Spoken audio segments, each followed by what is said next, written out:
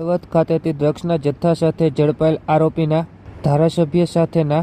ફોટા સોશિયલ મીડિયામાં વાયરલ થતા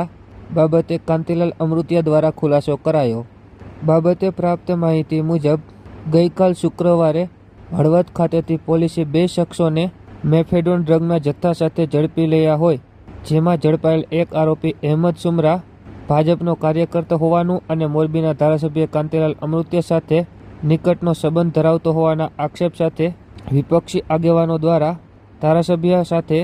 આરોપીના ફોટા સોશિયલ મીડિયામાં વાયરલ થતા બાબતે કાંતિલાલ અમૃતિયા દ્વારા આજ રોજ શનિવારે બપોરે 12 વાગ્યે બાબતનો ખુલાસો કરવામાં આવ્યો છે।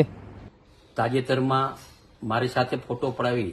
અને જે વાયરલ થયું છે એનો મારે ખુલાસો કરવો જોઈએ, કારણ કે જાહેર જીવનમાં 35 વર્ષમાં કોઈ પણ ખોટા તત્વ હારે નથી બેહતો। આજે જાહેર જીવનમાં ફોટા પડાવવા આવતા હોય, અમને ખબર ન હોય કોણ છે, પણ મારી એક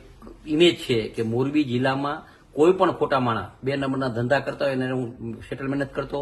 હું એને કોઈ બાંધછોડ નથી કરતો, અને મોરબી નહીં પણ ગુજરાતમાં પેલું જે વ્યાજ વટાનું હતું એ મોરબીથી અમે ઉપાડ્યું। આવા ખોટા ધંધા કરતા હોય અને ઇનકેસ અમે માનો કે જાહેર જીવનમાં 30 વર્ષથી અમારી સાથે ફોટા પડાવે, એનો અર્થ